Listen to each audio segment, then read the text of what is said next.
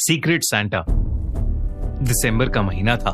Marlin New York की एक accounting firm में काम करती थी और बहुत ही ज्यादा एक्साइटेड थी क्योंकि क्रिसमस आने वाला था, जो कि उसका फेवरेट फेस्टिवल था।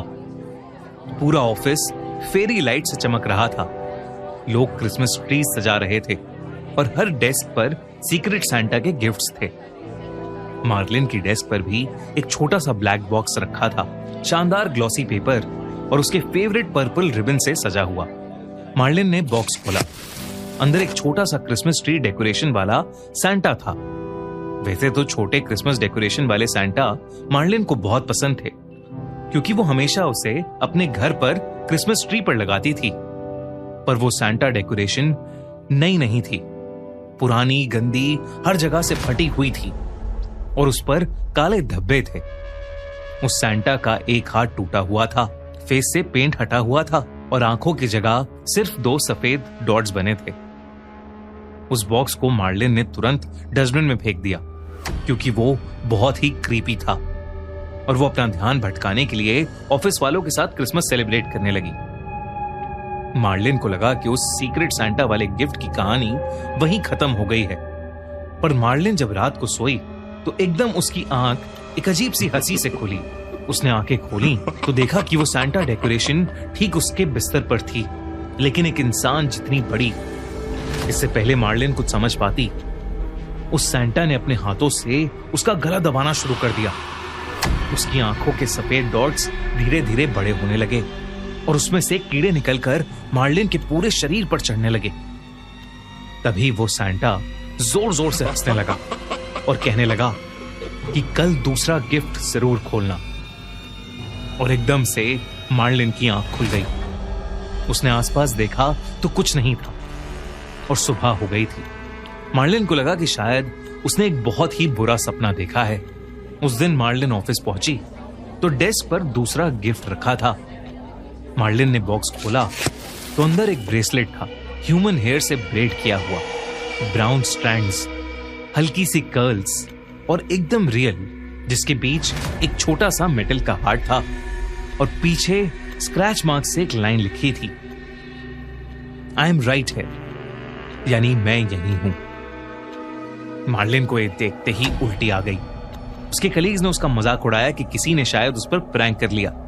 मार्लिन ने खुद को संभाला और एक फेक स्माइल देकर अपना काम करने लगी। पर उसको उस ब्राउन हेयर का शेड और वो कर्ल्स डिस्टर्ब कर रहे थे, क्योंकि उसे याद आ रहा था कि उसने उन बालों को कहीं देखा है, जैसे वो किसी के बाल हो जिसे वो जानती थी, पर उसे याद नहीं आ रहा था। उस रात मार्लिन को एक अजीब सा डर सता रहा था। उसने अंदर से अपना दरवाजा बंद किया।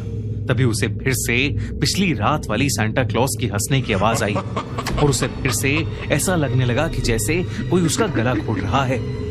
उसने आंखें खोली तो फिर से कमरे में कोई नहीं था, पर उसे अपने हाथ पर कुछ खुरदुरा सा महसूस हो रहा था और उसे एहसास हुआ कि उसके हाथ पर वही बाल और दिल वाला ब्रेसलेट था। उसने उसे तुरंत उतार कर काट दिया और डस्टबिन में फेंक दिया।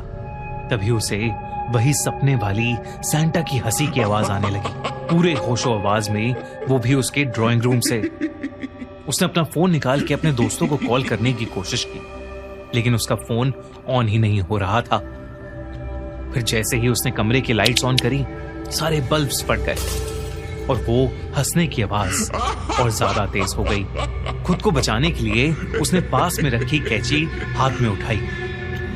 जैसे ही वो ड्राइंग रूम में घुसी, खिड़की से आती हुई रोशनी में उसे वही सैंटा दिखा जो पिछली रात उसके सपने में आया था। और वो मार्लिन के क्रिसमस ट्री के आसपास काले गिफ्ट बॉक्सेस रख रहा था। इतना ही नहीं, इस बार वो पहले से भी ज्यादा डरावना था। उसके हाथ में वही बाल वाला ब्रेसलेट था और वो बहुत जोर से हंसते हुए उसकी तरफ आ रहा था और यही बोल रहा था कि तीसरा गिफ्ट तुम्हारा वेट कर रहा है। मार्लिन वहीं डर के मारे बेहोश हो गई। अगली सुबह जब वो उठी तो उसके घर में ना ही किसी के अंदर आने के निशान थे और ना ही क्रिसमस ट्री के नीचे कुछ भी था। उसे लगा कि शायद वो मजाक उसके दिमाग पर हावी हो गया है और वो ऑफिस चली गई। लेकिन वहीं उसकी डेस्क के ड्रॉर में उसका तीसरा गिफ्ट उसका इंतजार कर रहा था। बिना रैपिंग, बिना रिबन, सिर्फ एक पोलोरॉइड फोटो थी जो मार्लिन के बेडरूम की थी। Exactly same, curtains, night lamp, same bedsheet, पर एक कोने में एक धुंधली सी परछाई थी जिसने सांता क्लॉज जैसी एक टोपी पहनी हुई थी। मार्लिन ने ऑफिस सिक्योरिटी और एचआर को बुलाया, कैमरास चेक करवाए। कोई भी उसके डेस्क के पास नहीं आया था, कोई भी बॉक्सेस रखते हुए नहीं दिखा। लोगों ने इसे ऑफिस का स्ट्रेस बोल दिया, पर मार्लिन को अब वो भयानक सांता हर जगह दिखने लगा था और उसकी हंसी हर जगह सुनाई देती थी, चाहे दिन हो या रात। मार्लिन डर के मारे पागल होने लगी थी। उसे जब भी मौका मिलता ऑफिस के सारे स्टाफ के क्यूबिकल्स चेक करती, ऑफिस में स्टोरेज कैबिनेट्स खोलती। उसे पैनिक अटैक्स आने लगे थे और सारे कलीग्स उससे दूर रहने लगे थे। लेकिन वो गिफ्ट्स रुक ही नहीं रहे थे। ऑफिस की जगह घर पर काले डिब्बे। क्रिसमस ईव की रात मार्लिन के दरवाजे पर नॉक हुआ। रात के करीब 12 बजे उसने घबराते हुए हाथ में चाकू लिया और दरवाजा खोला। दरवाजे के बाहर एक ब्लैक बॉक्स था जिसके अंदर एक फटा हुआ एनवेलप था। उस पर लिखा था, you broke my heart and I will destroy everything. यानी तुमने मेरा दिल तोड़ा था, अब मैं सब कुछ खत्म कर दूंगा। और उसके नीचे एक नाम था, रेनॉल्ड। रेनॉल्ड मार्लिन का एक कलीग था जो 1 साल पहले सडनली ठीक क्रिसमस के दिनों में रिजाइन करके गायब हो गया था। रेनॉल्ड मार्लिन को बहुत ज्यादा लाइक करता था। जब मार्लिन ने उसके ब्राउन कर्ली बालों के लिए उसे कॉम्प्लीमेंट किया था तो अगले ही दिन उसने उसे सीक्रेट सांता के गिफ्ट में एक लव लेटर और मैरिज रिंग देकर प्रपोज किया था, जिसे मार्लिन ने सीधा रिजेक्ट कर दिया था। और फिर उस दिन के बाद से रेनॉल्ड कभी वापस ऑफिस आया ही नहीं। वो नाम पढ़ते ही मार्लिन के हाथ कांपने लगे, उसका शरीर जम गया।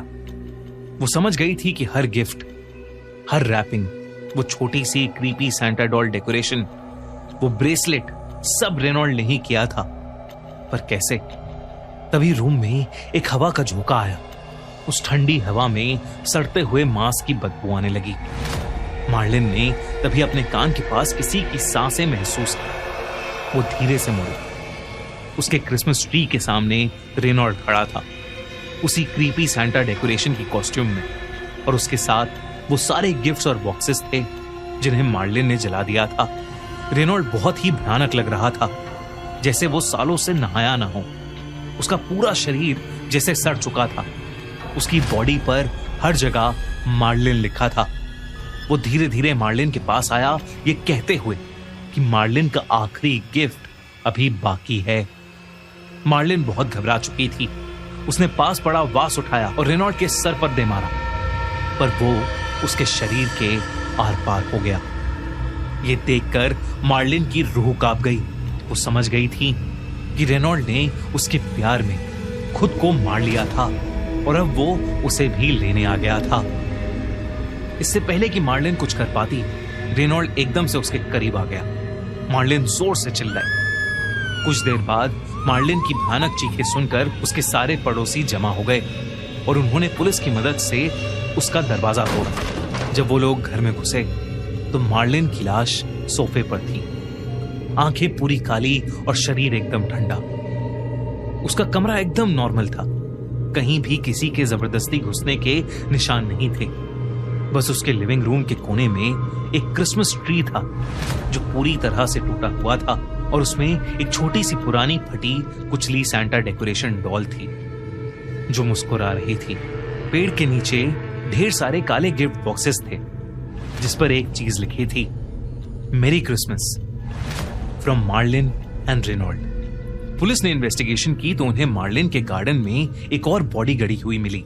उसे किसी ने करीब 10 से 12 दिन पहले गाड़ा था।